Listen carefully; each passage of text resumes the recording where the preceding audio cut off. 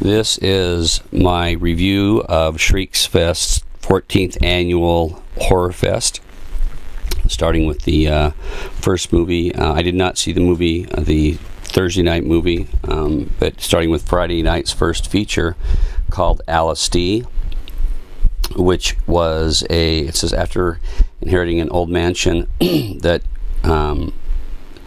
used to be the home of his great-grandfather's brothel, Joe decides to throw a party despite the fact the mansion is rumored to be haunted. Great film, absolute 5 stars. Incredible shooting of the feature. They use sepia tone quality to highlight the dream section or the haunted section with great visuals and intensity. Great acting. The sex scenes aren't complete sex scenes, but they're great scenes. They're just very well done and seem very believable. But the acting is excellent, and the storyline is incredible. Very believable, haunted ghost story, especially the home that they found a great location for it as well. Absolute 5 stars. Actually, probably one of my favorite, if not my favorite, film of the whole festival. Nightmare Code was one of the scariest movies I've ever seen. That was the second feature. Also 5 stars. Scared me to death because of the technology and where it's going with drones, mini drones. In this case, it's a code where it's intended to be written for to help foresee what people will do in the future in order to prevent them from doing it, but also to market to them. And we already see that now with Google, and Google's owner's wife is involved with biotechnology. When you marry gene splicing with Google's knowledge of everything, you get what Hitler did with the superior race gene. It was just a freaky, scary, excellent, well done film, top notch, absolute 5, and probably my second or third favorite after Alice D and one other. Hungerford was the third feature on Friday. Very well done. It's about the lives of teenagers turned upside down when their town is taken over by sinister forces, and the town is basically what it really is an individual who is out for revenge against the high school idiots, the high school kids that were the popular ones who were mean. Very well done. The manners of kills was probably the best part, the unique ways that they had people killed. Acting was good. Story plot was just a little open because I think it gave too much away. I felt like I knew who it was the whole time, and I ended up being right. So they should have given us more options in the beginning, early on. Introduced other potential people that it could have been, so we could keep us guessing more. So, but still very well done in the top 5 probably. And then Saturday they had the shorts program, and I'll go through those separately. I'm going to go stick to the features first, and then come back to the shorts. Excuse me. So Saturday evening. At, let me see here, 4 p.m., or excuse me, I think that's right, 4 p.m., there was a feature called Chrysalis, and it was the feature number 4. Excellent film. Little common theme, post-apocalyptic theme. Probably too much of a love story, not as much of a horror story. Still well shot, well acted. I'd give it 3 to 3.5 stars. House of Purgatory, excellent film. Group of teenagers go searching for a legendary haunted house. This is probably my second favorite feature of the festival, or third actually. Time lapse is also right there. So I would say time lapse is second, and House of Purgatory be third, and the Nightmare Code would be fourth. So anyway. But House of Purgatory was very well done. Unique haunted house theme, because it takes them into the reality of their own nightmare and what their own worst fear or worst mistake or worst secret is. It's about their secrets, and again, unique ways for the people to die, unique situation, and just a great, very well shot, and well directed, well acted, great plot. I'd give that one 5 stars as well. Time lapse, absolute 5 stars. Neat well done film. I love the fact that they went retro instead of high tech with the technology. They went back to the analog days and used a machine that looked like it was the original Xerox machine for the camera. It was just brilliant the way they did that. And the time lapse jumping back and forth was great. Acting was tight. It was, I can see they put a lot of time making sure they didn't screw up on the timeline of the pictures. And Daniela Panna Baker did a great job, as did Matt O'Leary and George Finn. All of them just great acting. Really loved that movie. It was really hard to put it second behind the first feature of Alice D, but that's probably where I would put it. That was feature number 6. Feature number 7 was Kill Game, and it's about a high school prank that went wrong with good-looking popular kids.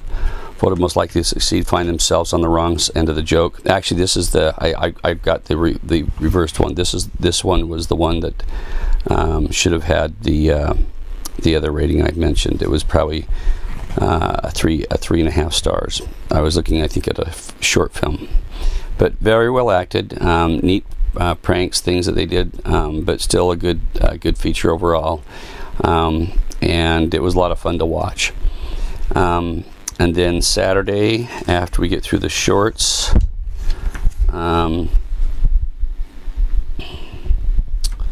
Saturday evening at 4 p.m.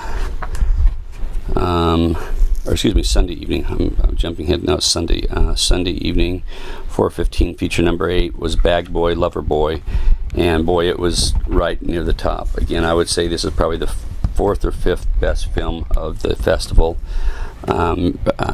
Probably because of the unique actor they've had that fit the part so well. Different looking guy, but incredibly well acted. He was able to portray somebody who was not completely mentally deficient, but a little off, and yet very intense for his desires, and great photography, well acted, very believable. Probably one of the best cast film of the whole festival. I definitely still give it 5 stars as well. The next one is Zug Zwang, and it was okay. It was a good feature, but the acting in the beginning, some of the plot wasn't, or the writing wasn't as good as it could have been. The teenager was too kind and too nice and too sweet. The teenage girl at 16 should have been hormonal and hating her parents, and she liked her parents, and she was too sweet. So it wasn't very believable, the character development in the beginning. They were all too nice, and then all of a sudden it devolves too well, so it wasn't believable in terms of that. But still, overall, the end of it I thought was well acted. I'd still give it 3 stars. Good film, and still fun to watch. And then the last feature, feature 10, Berkshire County, I would give it probably 4 stars, mainly because the actress carried it so well. It was a tough scene for the things that she went through. You've seen this done before. It reminds me of another one with the name County on it behind it, like Mason County or something like that, done last year. And same thing, they had a pig head guy with a pig head on it, so a little bit of a rip-off from that, but still great film, fun to watch, very intense at points, and overall well acted. I'd give it at 3.5 stars. So those are the features, and now for the shorts. Going back to Saturday's short program that began at 2 p.m. With their very first short, which was the excuse me, their first short, which was called A Fearful Thing. Very short about a person being abducted and put in, buried alive, and some guy who was doing that to a lot of different people. And so seen it a lot of times, but still well acted. For a short, it wasn't bad. On a scale of 1 to 10, I'd give it probably a 6, maybe a 7. One Please was excellent. It's about a family, rather gory form of currency when it comes to children with treats, so it was very unique, set like in the 50s, and the wife with her apron cooking in the kitchen and the husband smoking a pipe and having to cut the fingers off of the mother or the parents to get an ice cream cone. So very bizarre twist on originality alone, as well as the way it was shot. I'd give it a 9. World premiere of Alone. It's about a girl named Erin spending her first night at home alone, and everything is locked and safely inside until every bump and creak and little sound convinces that she is not alone. It was a good short. I'd probably give it about a 6, maybe a 7. Seen it done somewhat before, but still fairly well shot and fairly well acted. Ticket to the Haunted Mansion was excellent.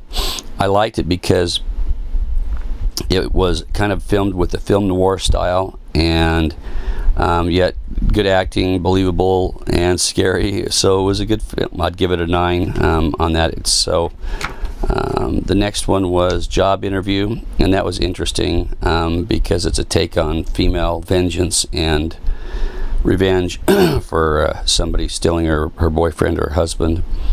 But very well acted. German film. I'd give it about a 7. Wrong Place, Wrong Crime. It's about a woman in red and a masked man on the run, and the only place to hide is a broom closet. But it was cute. I thought it was a well done film. Very unique twist to some of it. So I'd give it probably an 8. Cut to Pieces. It's about a young talented artist, has her dreams, but she makes collages of painting, goes into an art gallery, and the guy, because she's cute and has a great body, takes her into to his office and talks to her, but upon seeing her portfolio, rejects it, and she's upset, and she goes out and throws it in the trash can, and at night the collage comes alive and cuts the man to pieces and sends her some pieces back of him. So unique concept and plot, but I thought it was well done. I'd give it an 8 to a 9.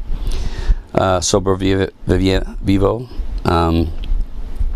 It's an apocalyptic world filled with the undead, and one woman has to fend for herself. She finds her greatest threat to her survival may come from some of the most unlikely place. But it was a good little short. It threw you a little bit, but it was a fun short. I would say it wasn't shot bad, and the acting was okay. I'd give it probably a 6, or excuse me, 7, 6 to 7. Then there is Daniel. It's about a young boy that hides in a closet from a dangerous intruder, and I thought it was pretty good, unique writing, but it still thought it was well overall. But some of it I've seen before, so I would probably give that one a 6 as well. And then Skypemare was excellent, although I've seen it at another film festival, so it's hard for me to judge that one because I've seen it before. But the first time I saw it, I would have given it a 9. So if I was to stay consistent, that's what I give, just because of the unique way they're doing it, where they pull a prank on a gal and she thinks that her friend's been killed and she gets the knife, but then she falls on the knife and it kills her. So pretty unique. Let Me See Your Eyes is probably my favorite short, and it is the one that won. I give it an absolute 10 for originality. It's post-apocalyptic, people trying to hide out and stay away from zombies, and how one man, he lets one guy in, and the stranger tries to take advantage of him, but in the end it gets flipped. Very great plot. I love the way it was twisted, but I love the set dressing and just how well it was designed. It was very well done, and it won too, so I guess I wasn't alone. Next one is Luna, about a serial killer that invades a family, quiet home, and a young girl is trying to escape before the stranger. Well, we find out the stranger is actually killing werewolves, and he's killed all the family but this young girl, and she's the youngest girl, and a cop kills him thinking he's killing off the family, when in essence he's actually killing the werewolves, and the cop gets eaten by the werewolf. But I hadn't seen it before. When I first saw it, it was a excellent twist, so I would give it a 9 or a 10. Drudge won, and it was a good short. Very techno. It's kind of like Judge Dredd theme, only this guy is taking people out.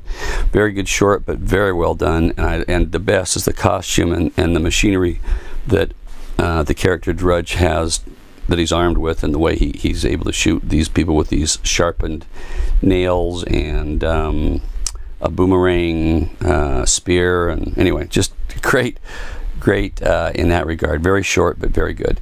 The developer was another good short, Hungarian short, and it's about a cynical character and his special ability that he can burn pictures of the past and in the future into perspective paper. So he was brought to a place by someone in a special car. It was filmed kind of like the television show with Sin City, not television show, but the feature film Sin City, in kind of black and white, yet superimposed high density colors in certain areas. Well done and unique. He was supposed to be able to, he has the ability to look at a crime scene and then go back in time and kind of see what happened, but it burns the image in the back of his brain, so he knows who it is. So he had to kind of morph it, because in one scene here he would have been killed by this lady, because the lady's in the same room with him that he's talking to. So the killer's actually there. So it was well done. I'd give it at least a 7, maybe 7.5, because of the way it was shot. McBlasters was over the top, crazy, stupid, funny, but it was so good. It was like the Quentin Tarantino films, where he shot in the 70s, drive-in theaters style. Very funny, had everybody laughing because it was actually so stupid in some places. That was just so stupid that was brilliant. And I'd give it a 7. Cannibals and Carpet Fitters was hysterical. Typical British humor, very well done. I'd give it a 9. It was just really funny. The guys were just crazy trying to fight off this cannibal with a carpet stretcher and swinging it and missing him. Anyway, just very funny. Chrysalis, nope, that's the feature. So those are the Saturday shorts. The Sunday shorts. Started with Eat the Cat, which is a very short, but it was funny. I give it a 5 or 6, just because it just wasn't that great, but it was funny. It was somewhat funny. Open House was excellent. I love haunted house type twists with the dolls and the crazy things. Well written, well acted, well shot. I'd give it a 8 or a 9. Boogeyman was neat because it was a twist on the Boogeyman and the way they developed the character and the twist it takes at the end. Very well done, well shot. I'd give it a 9. Chlorine was one of my favorites, because there's this pool that is underneath the foundation of the house, and it takes you on a backstory, and it just so happens that the gal whose boyfriend rented the house is staying there now with him because her house is being was flooded. And so, but when they go back in the past, they find out that's actually the house that she lived in as a kid, where her brother was killed. Great twist, very, very good twist. Absolute 10 on that one. Insane, I loved that film. I love insane asylum type films anyway, and horror and ghost movies, and this was well done, well shot, well acted, just great. Seen it somewhat before, so I'd probably give it a 9, because I've seen some of the things they did there in previous films, but still very, very good film. Text Wisely, Unwanted Intruder shows up instead of her friend. That was it was funny. It was good short. I'd give it about a 7. The Dark Hours was good. It's about a survival of apocalyptic plague, and there's a gal who's sick that you think she has the virus, which eventually you see she does, and the whole reason this other guy was doing is to bring her dinner, which is other people who have survived the apocalypse, and he's bringing her so she can eat and stay alive and not die out from not eating humans. So great twist the way they set it up, well shot. Really enjoyed it. I'd give it a 10. There's another one called Honey, about a man being kidnapped for horrifying reasons, and I'm trying to remember what that one's about. My mind's fading a little bit on that one. Hindsight, It's the source of a well-known psychic who helps the police solve mysteries, and it's great because in this, as he goes back into the crime, and he can kind of see it from the past and see into the past. In this case, the guy writes him a note that he looks at, and the killer looks directly at him, writes a note, puts it up on the shelf. When they get up on the shelf, says, "I see you too." So it was a great twist. I'd give it a 9. Jigsaw, one of my other real favorites of this whole festival shorts, just because of the way it was shot, sepia tones for the dream part. The characters were just neat looking characters, well cast, and just a neat movie about a jigsaw puzzle that foretells this man's death. And by the time you finish it, you can see that it's him in the picture that he's dying and he's about to be killed. So, and the person who was selling it is the one that keeps selling the puzzles, the one that keeps coming back to kill other people. So it was a great film, very good. That was a 10 also. Swallow, it says it's that time of the month, and gosh, I'm trying to remember what happened there. I've got a blank. I have to come back to that one. Farmer buries his daughter. It's called The Dark Walk Backward, and I thought that was excellent. In The Dark Walk Backward, the man goes through several centuries. He's burying his daughter, and you can see his wife's a ghost there. And as you get into it, you find out that he really had. He was really traumatized by her death, but as you go farther and farther back, you see that it's happened every 50, 60 years. It happens over to him again, so he's reliving this nightmare. Anyway, very, very well done, and I love the way it was shot. It looks so good in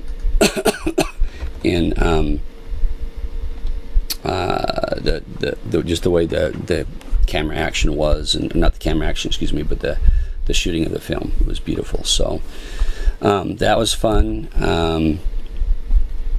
And then the next one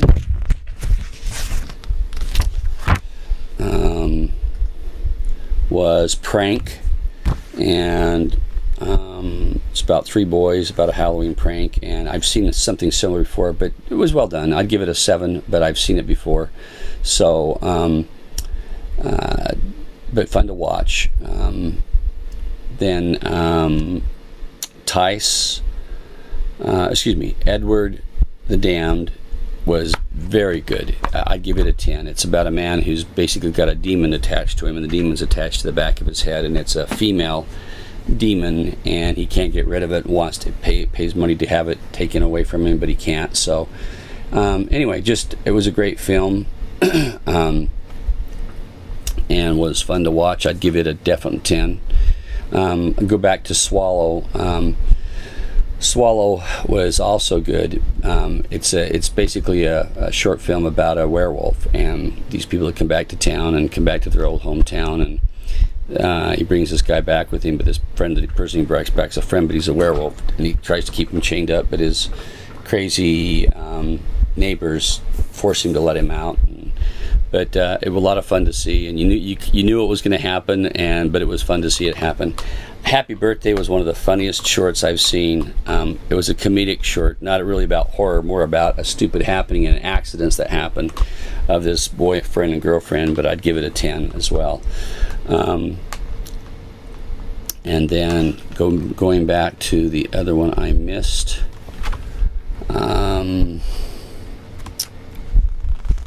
which was Within Hindsight, and with respect to that one and Honey were the other ones. Actually, Honey I actually missed, so I can't really rate that one. And Within Hindsight was, I already reviewed that one. That's the one where he sees the individual. So the other one was Text Wisely. So let me get to that one.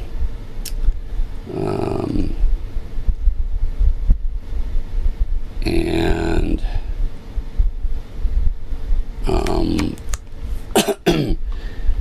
it's again, she's expecting a friend for lunch, but an unwanted intruder shows up instead. And actually, it was fairly well shot. She had a pool in the house, and the guy comes in, and it's somebody who kidnapped her friend, and she had to fight him off. So it was good. I would give it a 7. So anyway, that's my analysis. I loved the festival overall, and especially I thought as far as the awards, they had almost perfection in giving the awards, although I would have given the top award to Alice D instead of the final film of the festival. Great to watch, a lot of fun, and there is my 2014 review.